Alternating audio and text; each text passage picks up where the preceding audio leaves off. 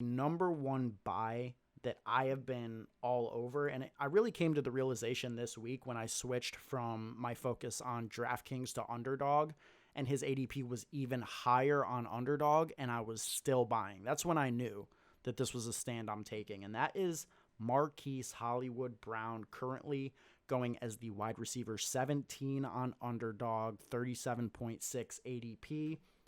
Obviously, the situation for him, I think, is the best it's ever been. Reuniting with his college quarterback, they saw a ton of success together. There's a lot of familiarity between Kyler Murray and Marquise Brown. You zoom out and look at the team perspective. There's been this tension with Kyler and the Cardinals since the season ended, and they made a clear-cut effort to, appease him. This is something he wanted. He wanted Hollywood there, and they went out and they did it.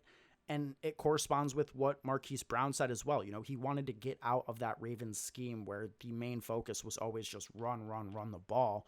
All right, he wants to be a focal point of a passing game, and he should be here. DeAndre Hopkins, gone for the first 6 weeks. Christian Kirk, off to the Jaguars. They gave him a huge bag, and he's taking 100-plus targets with him.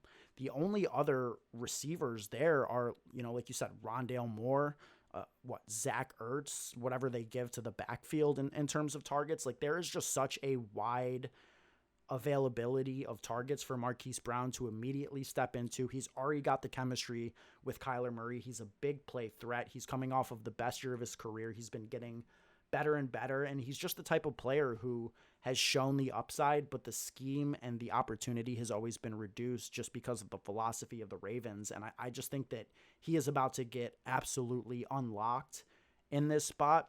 It seems like, I just can't envision him failing, especially in the first 6 weeks of the season without DeAndre Hopkins. And I think by that point, he'll have become such a proven asset to the team that DeAndre Hopkins coming back will not impact him. I just think that they're going to command such a large portion of the targets, and everybody else is going to be ancillary. And Marquise Brown, 3-4 turn, I'm taking it all day, every day.